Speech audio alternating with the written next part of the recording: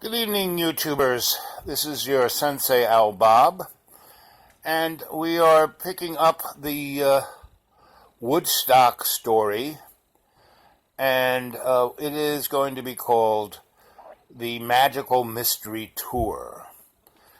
And what we're going to be looking at is how Woodstock represented not just an event in that, that was a festival. No. Woodstock represented a marker within the time vortex of what's going on. Like Marvin Gaye would say, what's going on. And what we have to look at is, so my being the shamanic, psychosocial, cultural, forensic, anthropologic alchemist, is that I always look at trends. I see everything in trends. And I represent it in the context of all our relations. That means everybody. And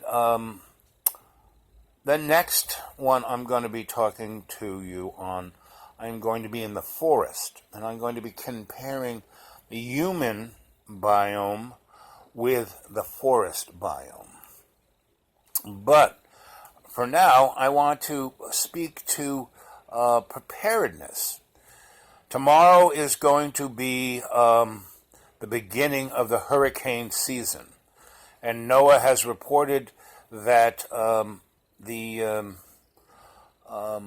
it's going to be a busy one. There's going to be 16 named storms and 9 hurricanes and 5 ones like Maria. And now, right today as we stand, a Harvard study was put out that said, no, sorry, 64 people didn't die on Puerto Rico from Hurricane Maria. 4,690 did. And that was, you had to look at how the numbers were kept. And basically, the federal government and FEMA said 64 people died. And those are people who, trees fell on top of and were drowned, and mudslides and things of that nature within the context of the hurricane and 2 days after. But if you measure, like the Harvard study did, was from the day of the beginning of Maria to the end of December. That's where they got all those numbers, because those were people, because all of the hospitals were not working. There was no electricity. No one could get their medicines. No one could get drinking water. There were live power lines everywhere.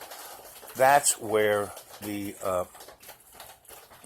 4,695 came up. And that then they also compared it to the year before, when there wasn't a catastrophe, and the amounts of deaths in that same period. And they extracted the number of deaths of that period from all of the people who died in the period after Maria, and that's how they got to 4,695. And you compare the response to the hurricane that hit Texas and the flooding there, and what happened in Puerto Rico, and you have to say, why is 90,000 people still without electricity in Puerto Rico? And why was the average of getting your electricity turned back on 170 days, where in Texas it was brought back online within a day or two? Now, you could talk about geography, but there's other things, and it has to deal with race, poverty, and an agenda to basically turn Puerto Rico into a gated community. And before you do that, you kind of have to look at New York City in the 70s and 80s, and neighborhoods that were healthy, vibrant, working class neighborhoods for many, for 80 years, were by the banks redlined, meaning they wouldn't lend anybody any money, no businesses, no nothing. So then, all the businesses went left, and then there was no stores, nothing you could support. There were no jobs. So and then the drugs came in, and then the AIDS came in, and then the crime came in, and that destroyed. Now, I lived in neighborhoods like Williamsburg, Brooklyn. I lived in the Lower East Side. I lived up in Spanish Harlem. I lived in Bed-Stuy, Brownsville, Red Hook. And these were all neighborhoods that people didn't know you.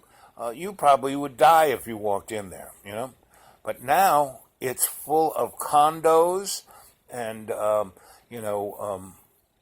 latte bars and high-end everything hipster. And this isn't an economy that you can depend on. And I'm here in Roanoke, Virginia, and I've been here for almost 20 years because as a demographer, this is the microcosm of the United States. And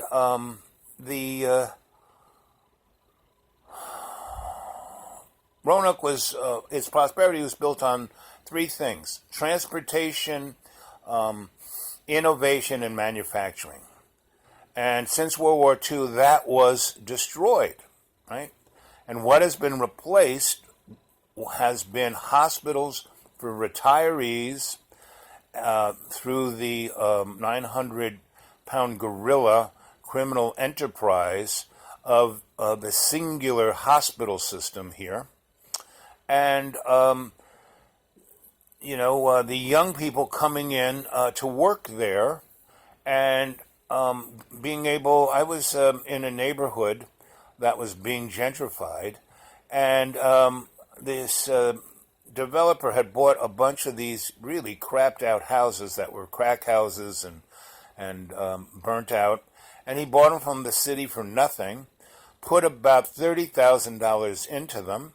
And they were nice houses to begin with when they were built 120 years ago by the railroad, and then put it on the market for $125,000. So he had all of about 50 in, and he got about 100 out. And these folks would be coming from San Francisco. Oh, this house is so beautiful. Oh, it's so cute. If we bought this in San Francisco, it'd be millions of dollars. Oh, we're so lucky. But it was still a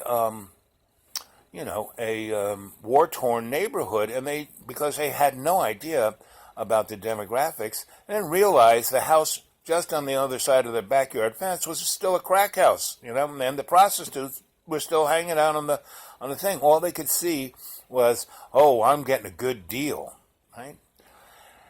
And Roanoke, like I said, is because it's not a cracker town. It's not like Bedford or Lynchburg or Lexington. There is everybody here. Black, white, rich, poor. I mean, there's 2 Sikh temples in this town, right? There's 8 Korean Christian churches. I mean, the diversity here is mind-boggling. And that is the real resource of this town. And the Chamber of Commerce, we have 2 Chamber of Commerces here, they run everything, right? And their whole idea is to disenfranchise the community, get them to attack each other, divide and conquer, and wash them out and bring in this. They're going to make their money and get out and leave the city that has an amazing history a burned-out hulk in the next 10 years. And so, and it's not like anything you can't tell because it happened before, 4 different times since World War II. Anyway, what the Woodstock experience represented was okay. They expected 20,000 people to be at Woodstock, and 500,000 showed up. And then Stephen Gaston from the farm in Tennessee came up and basically built a city of 500,000 people in less than a week, and kept, it was kind of slimy, it was funky, but everyone got along because there was music, and they had a little something to eat because they provided it, and they were really sick, they had some medical stuff there, and it was a community, and that's why no one died, right? And so we have this choice of being a collective biome where we support each other, or we are a dog-eat-dog, death-oriented community, and basically a good 3/4 of the population will be gotten rid of, and the 25 who can live behind the gates will. I mean, it's just like the movie. Go look at the movie Zardos. If you go look up the movies that Sean Connery was in the 70s, like Time Bandit, Zardos, Everything You Know Is Not True, he did some, low budget but very strange and amazing movies that speak to where we are now. And what's very interesting is, as this demographer that looks at trends, there are cycles. And where we are in 1948, the Piscean Age was starting to, the Aquarian Age was pushing the Piscean Age out of the stars. We were moving into a new age, the age of Aquarius, right? And that cycle started, and it's like a sinus cycle. It goes whoop, whoop, whoop, and there's a straight line. So it starts at the straight line, goes up, and then comes down and goes below the straight line all the way to the bottom, and then back all the way up to the top, and then back to the straight line. So the beginning of this change was in 1948, right? And that's when it started going up. 1968 was right up here at the top of the top first peak of the sinus. And that's when you had the revolutionary student revolts in